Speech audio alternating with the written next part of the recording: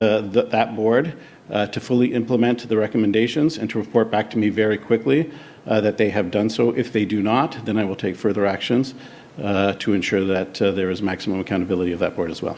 The province is also doing a financial investigation of 3 different school boards, both of Toronto's public boards, as well as the Ottawa-Carleton District School Board. These are boards that have had multi-year deficits without a plan to return back to financial stability. The Toronto District School Board, of course, had a significant deficit. I rejected their plan, which did not include ever returning back to a surplus position.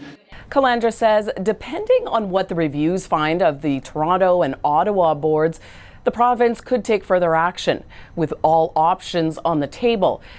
Ontario schools are finally being investigated, and we need to talk about it. So welcome back to the Freedom Pines podcast. I'm your host, Jamie B.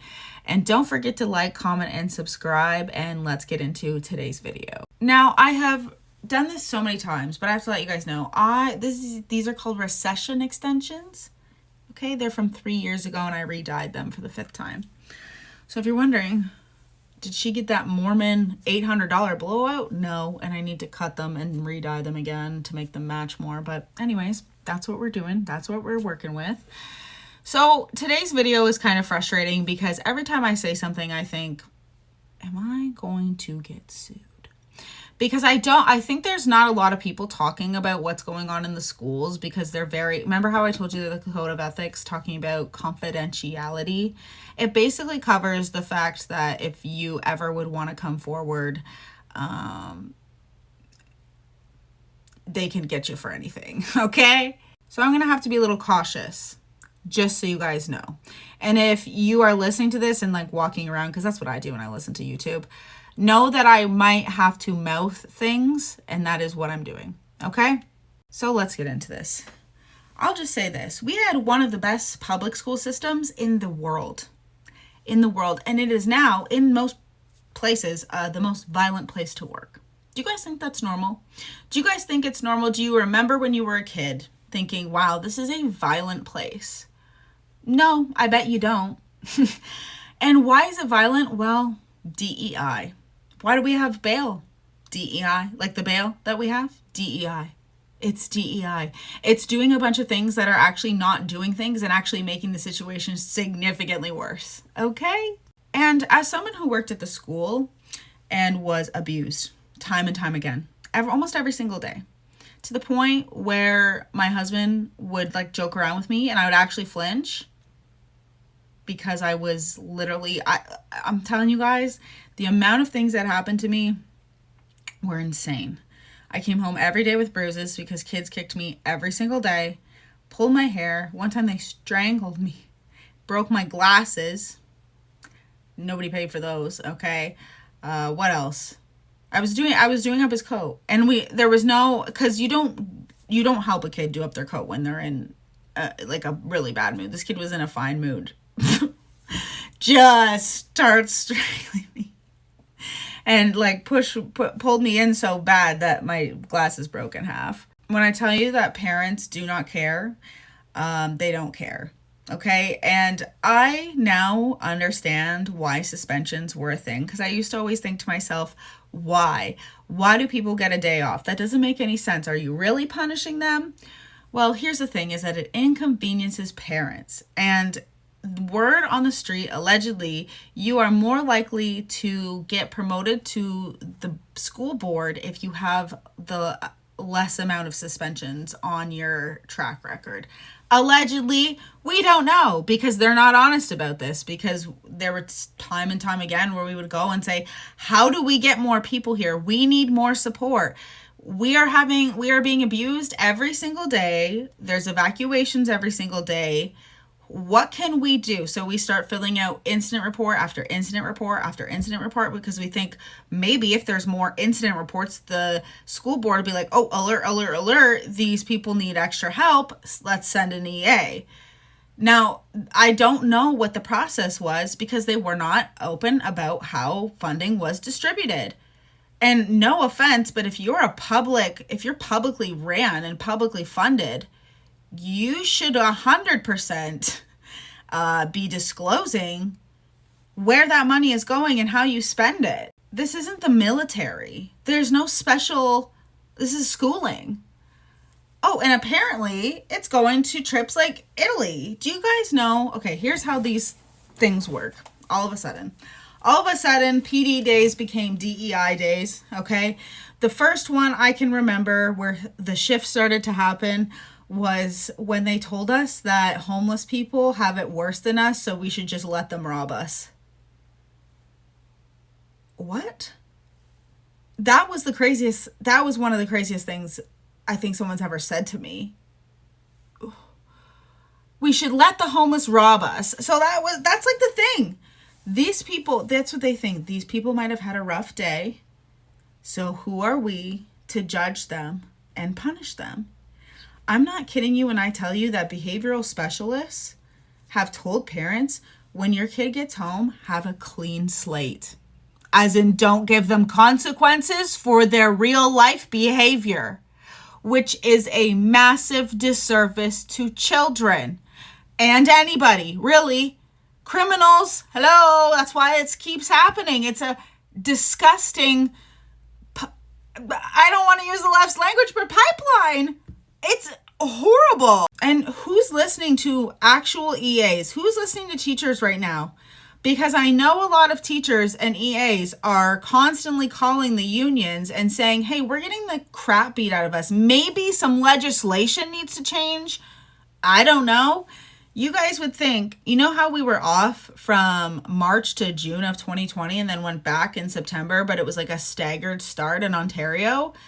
Do you think we talked about the protocols that we were going to have for the panini press? Or do you think that we talked, some white lady was on a video for 3 hours at a time telling us how racist we are for being white?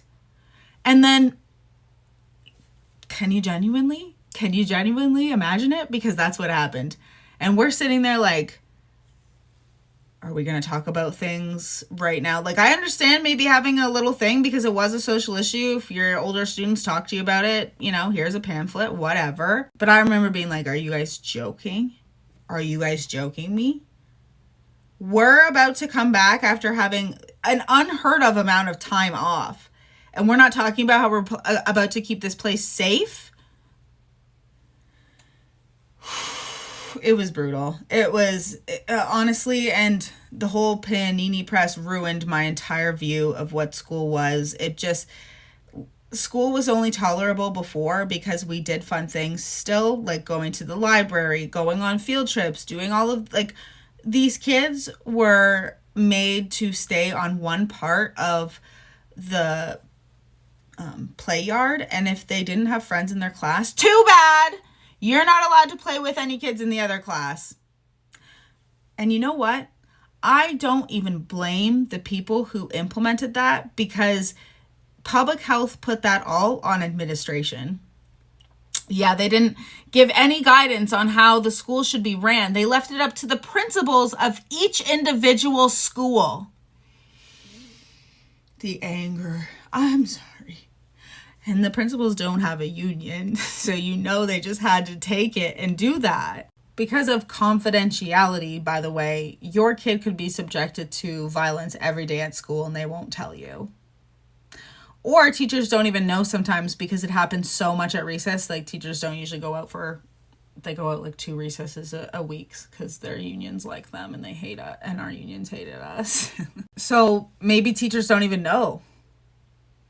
Crazy, right? It's just, the schools have become a gong show, which, but like I said, we're one of the most well-known school board. Like, we had the best public school education system. I think it was like number 3 in the world or something. And it's just gone all the way downhill because of all of this progressiveness. And that is one of the perfect examples of how on paper it looks nice to invite all of the kids with special needs into the other classrooms, and it has just become such an disadvantage for the kids with special needs. You know, one of the number one things that we learned in school was to keep people's dignity intact.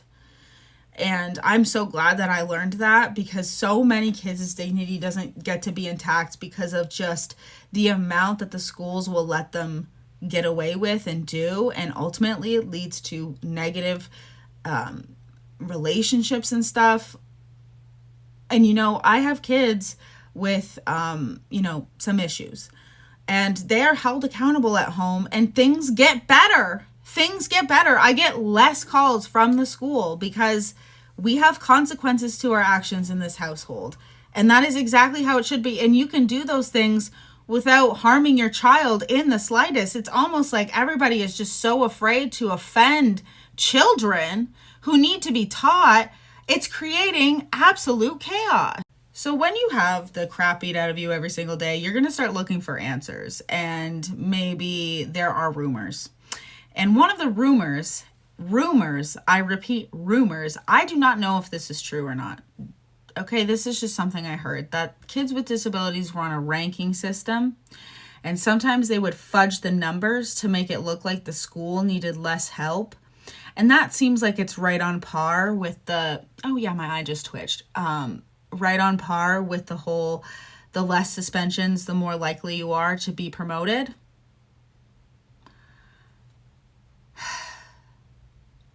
Thames Valley is a struggling public board.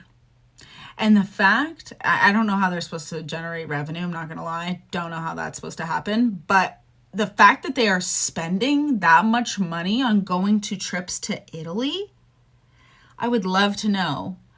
We need to actually know and have everybody be honest about basically everything we spend our money on except for military, because, you know, you might want that private.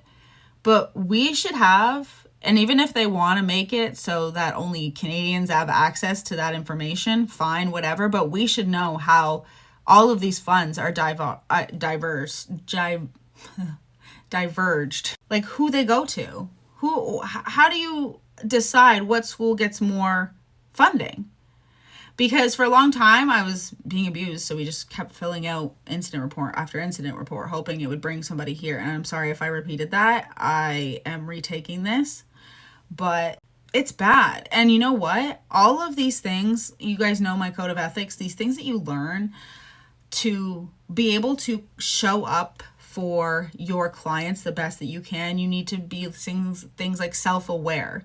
Like I said, you can't work with a client who you know has the similar situation for you, and you're going to bring a whole lot of bias to that situation. We learn things like compassion fatigue, which is definitely happening in the schools, you guys. That is compassion fatigue. Hold on. It's weird because CMA changed the definition.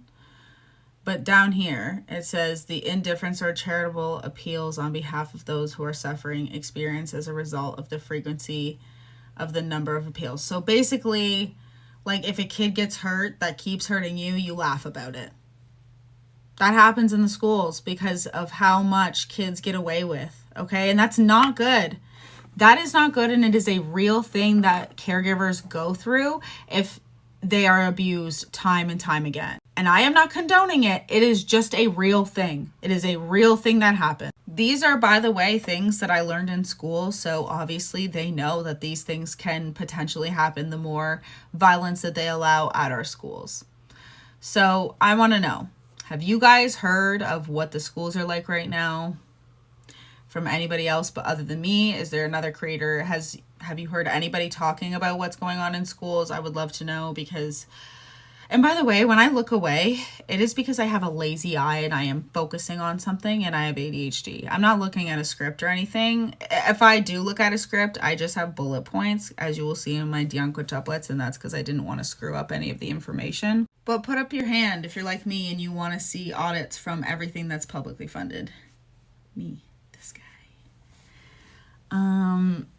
Yeah, because it reminds me a lot of the hospitals, because people don't realize, everybody always says, oh, it's dug forward, it's dug forward, it's dug forward. Yeah, and maybe the hospital CEOs that I don't understand why they pick and choose what CEOs they like and which ones they don't. I have a hard time keeping up of which ones. So anyways, guys, if any of you guys want to tell me any stories you've heard, that would be great, because we're doing a very big disservice to the kids, and it needs to change. But I'm not so sure. Like, I'm hoping that maybe this audit starts something. They see where all of the funding is going. I hope that maybe they could look into why it is the most violent place to work. Hello, let's work on that. Anyways, guys, you guys have a good day. And tomorrow will be the Dion Quintuplet episode. And yeah, I hope you guys enjoy and have a great day. I might come back and talk about Mark Carney, because do you guys realize, by the way, just at the end of this video, that our media definitely treated Justin Trudeau like he was a baby and never pushed him on literally anything? Because tell me why Mark Carney says stuff and I'm like, what are you saying? What are you talking about? I honestly feel like he's saying these things to seem smart, but I'm also just like, well, maybe that's just how stupid Trudeau was.